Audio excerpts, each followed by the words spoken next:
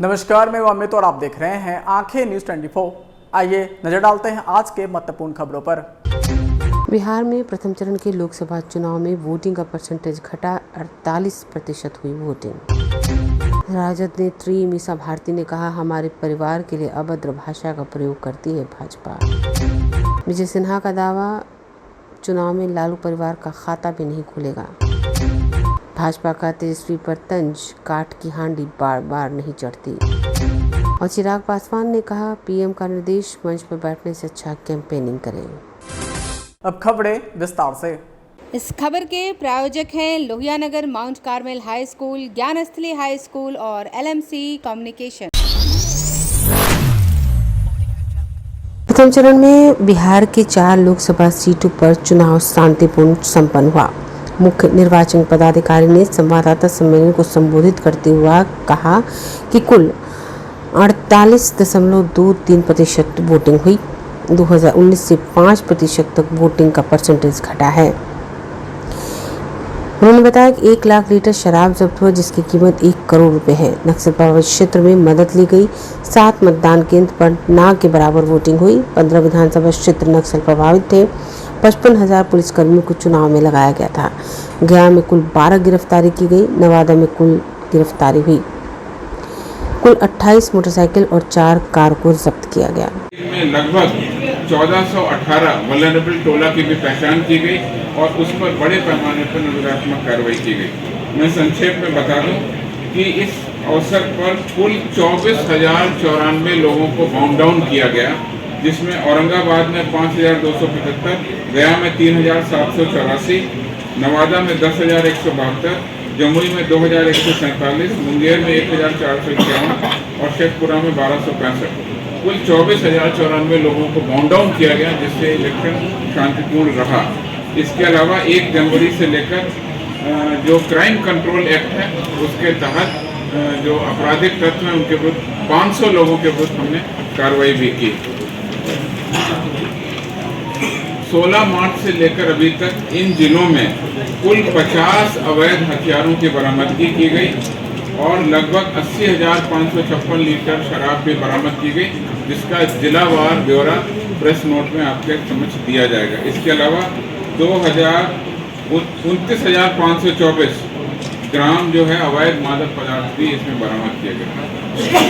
18 अप्रैल तक, कल तक इन जिलों में कुल 38 मामले दर्ज हुए जो आदर्श आचार संहिता के उल्लंघन के थे।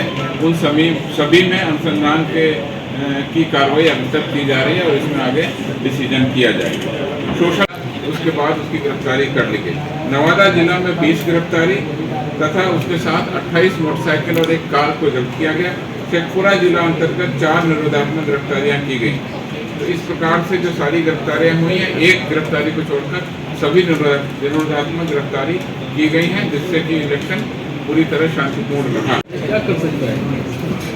जिला के सबसे वरीय पदाधिकारी गए, उन लोगों को समझाने बुझाने की कोशिश की, लेकिन वो लोग अड़ गए थे। हमको पानी चाहिए, रोड चाहिए, गड्ढा बनना चाहिए। ठीक है, लोगों का डिमांड वाजिब है, लेकिन निर्वाचन के दिन में राइज करके हम निर्वाचन से बहिष्कार करेंगे तो उससे तो।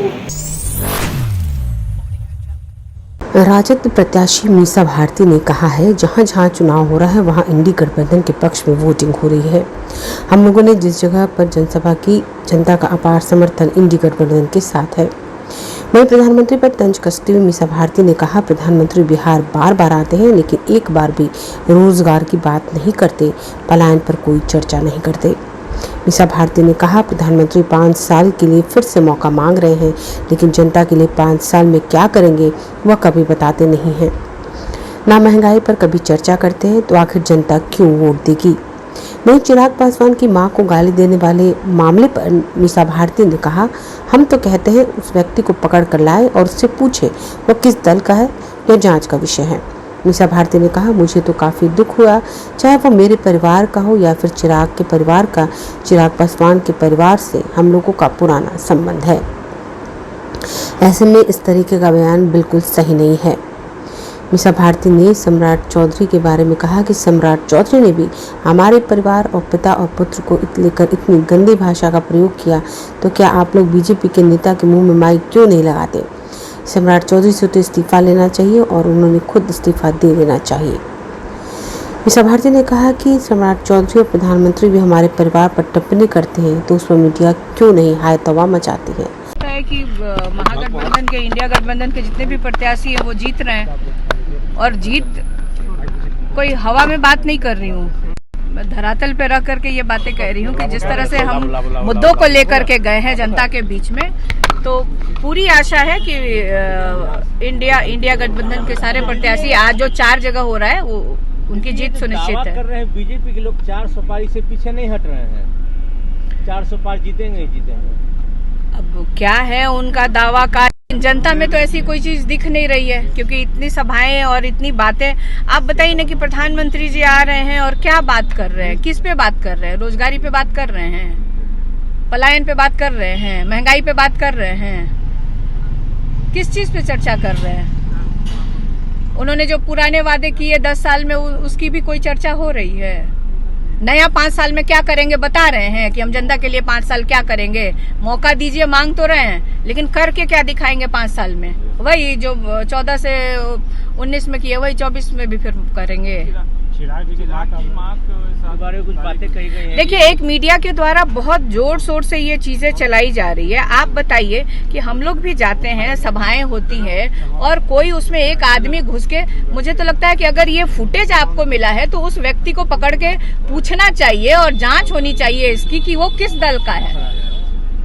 पहले तो ये जांच कर दीजिए। इसको ये मत बताइए कि आपकी सभा में खड़ा है तो वो राष्ट्रीय जनता दल का ही है। तो ये मीडिया में ये भ्रम ना फैलाया जाए, ठीक है ना। और किसी भी महिला के लिए या किसी के परिवार के लिए, अब प्रधानमंत्री जी हमारे परिवार को किस शब्द से संबोधित करते हैं उस पर तो मीडिया हाय तौबा नहीं मचाती है। लेकिन हमें तकलीफ हुई है सुन करके कि उनका परिवार हमारा पारिवारिक संबंध रहा है और इस तरह की किसी के लिए भी, चाहे वो हमारे परिवार के लिए चाहे किसी भी नेता के परिवार के लिए, इस तरह की चीज नहीं आनी चाहिए। लेकिन ये एक चीज और मैं कहूंगी कि इसकी जांच होनी चाहिए। वहीं पे प्रधानमंत्री जी आए, एक बार भी बोले सम्राट चौधरी जो पिता और पुत्री पे इतना अभद्र टिप्पणी किया है उसके बारे में एनडीए गठबंधन के किसी भी नेता ने कुछ बोला है सम्राट चौधरी को? तुरंत उनसे इस्तीफा ले लेना चाहिए था, उप मुख्यमंत्री से इस्तीफा ले लेना चाहिए था।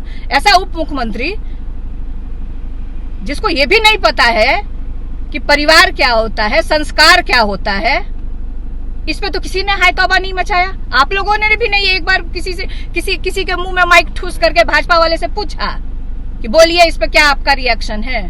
तब तो आप लोग नहीं बोलते हैं। आपसे हम एक चीज पूछना चाहते हैं कि प्रधानमंत्री जी मीडिया से कितनी बार मिले हैं, इसका जवाब दे दीजिए। कब मिलेंगे इसी को खाली बता दीजिए।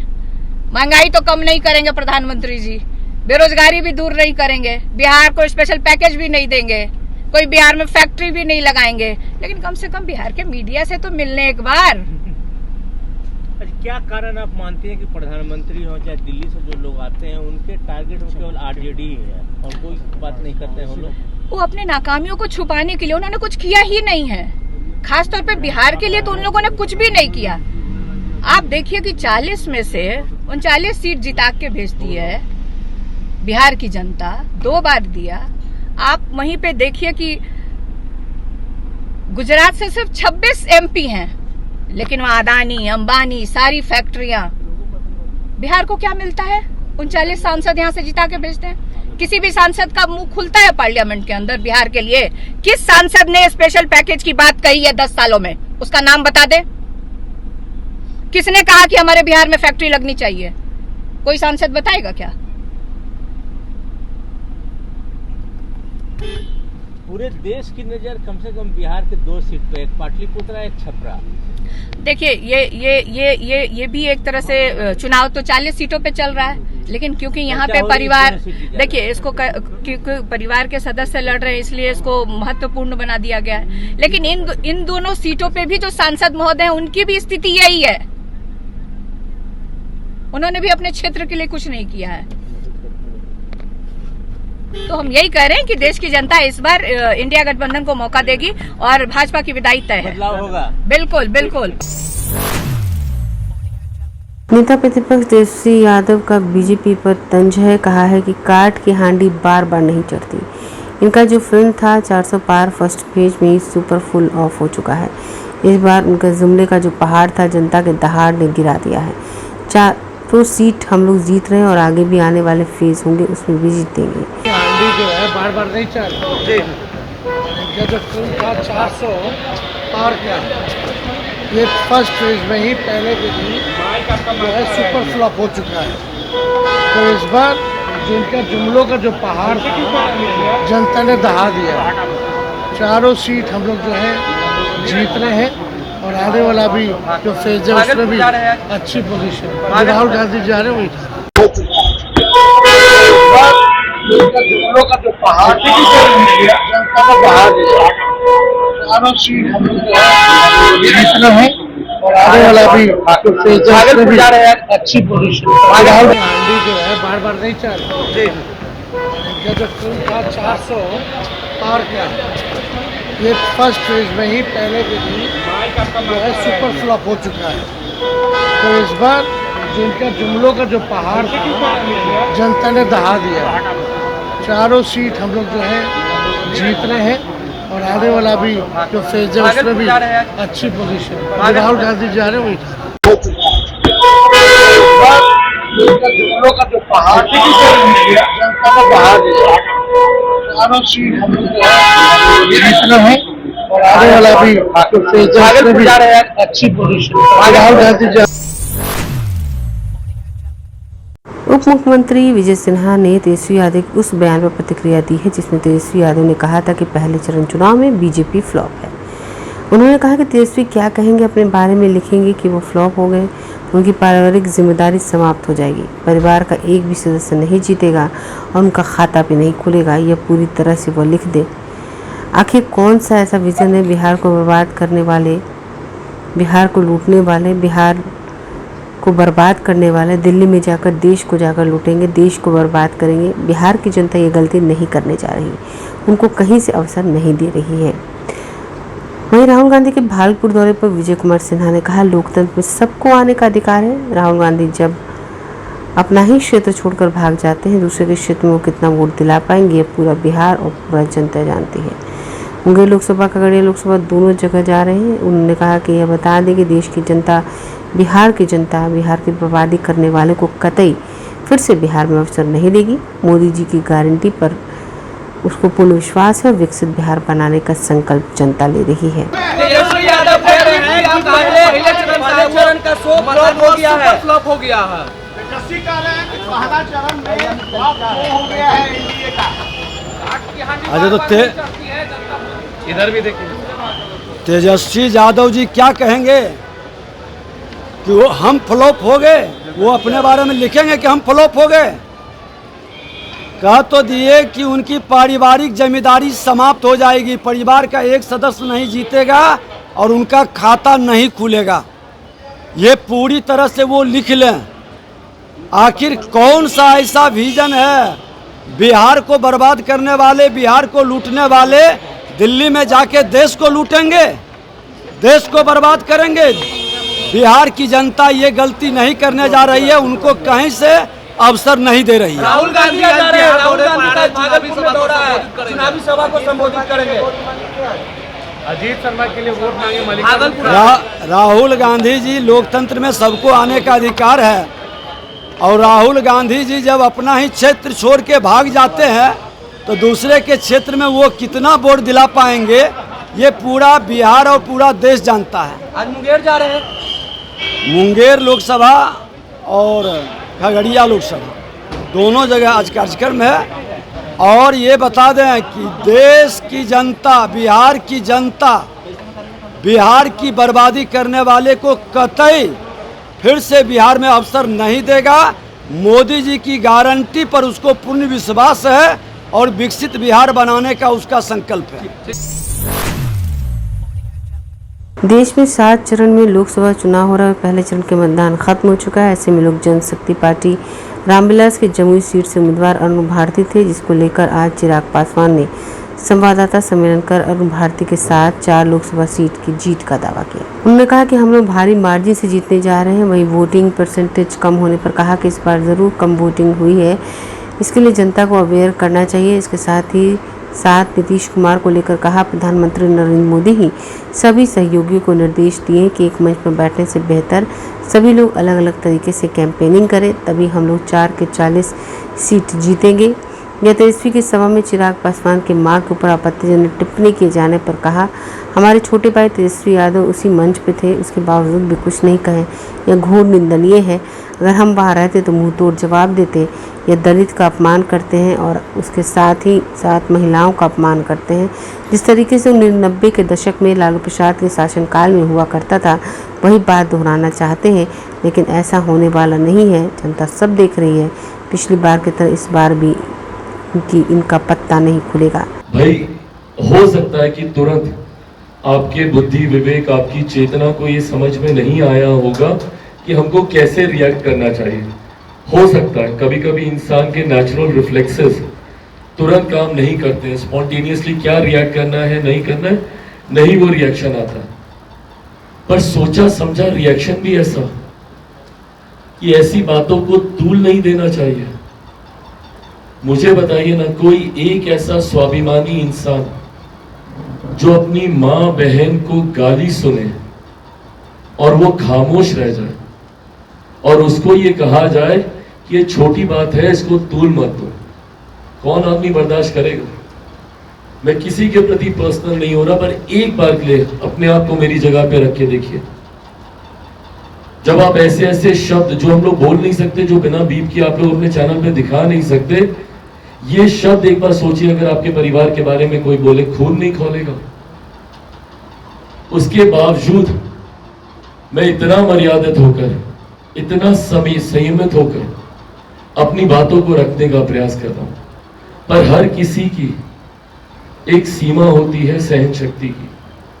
मैं जिस परिवार से आता हूं, मुझ में बहुत संयम है, बहुत धैर्य है। पर संयम और धैर्य की ऐसी भी परीक्षा ना ली जाए कि आपकी माँ बहन को आपके सामने बेइज्जत किया जाए और आपसे उम्मीद रखी जाए कि इन बातों को तूल ना दिया जाए। प्रतिक्रिया में कहा जाता है कि हमने सुना नहीं, लीपा पोती। सिंपल सा जवाब था इसका कि अगर ऐसा हुआ है कड़ी कार्रवाई होगी। बर्दाश्त के काबिल नहीं है ये घटना। बट जिस तरीके से उसको कवर अप करने का प्रयास किया जा रहा था, साफ स्पष्ट हो रहा था कि आप कहीं ना कहीं दाढ़ी में कुछ, दाल में कुछ काला है, दाढ़ी में कोई ना कोई तिनका है जिसको आप छुपाने का प्रयास कर रहे हैं। आपको जस्टिफिकेशन देने की जरूरत क्यों पड़ रही है? और मैं बार बार मैं कहता हूं कि अगर मैं उस मंच पर होता और मेरे सामने ऐसी घटना घटती, राबड़ी देवी जी आज भी मेरी माँ है, मेरी बहनें हैं उस परिवार में। ये रिश्ता जिसको लेकर आप लोगों ने कई बार मुझ पर आरोप लगाए, इसी जगह पर बार बार आप लोगों ने मुझ पर कहा कि आप क्यों लालू परिवार के प्रति सॉफ्ट रहते हैं। क्योंकि मैं जिस परिवार से आता हूं, रिश्ते निभाने हम लोग को सिखाए जाते हैं। मैं जिस परिवार से आता हूं, वहां पे रिश्तों की मर्यादाओं को बनाए रखना हम लोग को सिखाया जाता है। और मैंने हमेशा वही प्रयास किया। राजनीतिक मंच पे कड़े से कड़ा विरोध किया, पर कभी किसी के भी विषय में मैं व्यक्तिगत नहीं गया। पर यहाँ पर ना सिर्फ मेरे बल्कि मेरे परिवार को लेकर व्यक्तिगत हुआ गया। और उसके बाद जिस तरीके से मेरी बहनों के द्वारा भी इसकी लीपापोती करने का प्रयास किया गया, मीसा दी बाकी नेताओं के बयानों को दिखाकर मेरी मां को दी गई गाली को जस्टिफाई करती हैं। मेरी बाकी की बहनें बाकी दलों के नेताओं के द्वारा कही गई बातों को लेकर, and let me be very clear when I से दिस, टिप्पणी और गाली में बहुत फर्क है। हो सकता है कि कोई टिप्पणी आपने ऐसे कर दी हो जो आपको लगे कि शायद मर्यादित नहीं है। हर किसी का एक देखने का तरीका हो सकता है। मैं जैसे मेरे प्रधानमंत्री को ये लोग बोलते हैं जेल भेज देंगे, वो लोग बोलते हैं इसमें हम लोगों ने अमर्यादित क्या बोला। मैं मानता हूं कि अमर्यादित है। मेरे प्रधानमंत्री जिस कद के, जिस रुतबे, जिस तजुर्बे से वो आते हैं और देश के सर्वोच्च पद पर हैं, हमारे राष्ट्र के नेता हैं वो। आप हमारे राष्ट्र के नेता के बारे में इस तरीके की भाषा का इस्तेमाल नहीं कर सकते, पर उनको लगता है कि उन्होंने गाली नहीं दी। ये बात भी सही है। तो ये टिप्पणी और गाली में फर्क होता है। ऐसे में दूसरे नेताओं ने क्या कहा, उनको कोट कर कर मेरी बहनें एक मां बहन के बारे में दी गई गालियों को जस्टिफाई कर रही हैं।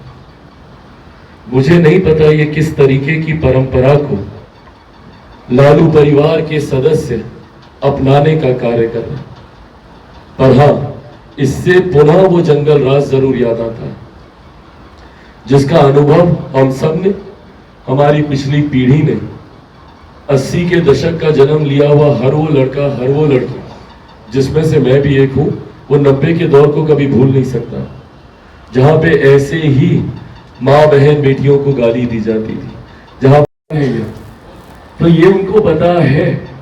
और देखिए, इस तरीके का मुखौटा तो उन्होंने 2014 में भी पहना था कि हम लोग जीतने जा रहे हैं, हम लोग 40 की 40 जीतने जा रहे हैं। क्या हुआ? और 19 में तो उससे और बड़ा दावा किया था। 14 में तो जो थोड़ा बहुत इज्जत बची भी, 19 में तो 0 पे राष्ट्रीय जनता दल आउट हो गई। तो ऐसे में जो बात उन्होंने कही थी वो उनके इंटरनल सर्वे की बात है, जो बंद कमरे में वॉर रूम में इन लोगों ने डिस्कस किया, वही गलती से उनके जुबान से निकल गई और वो सही बात है।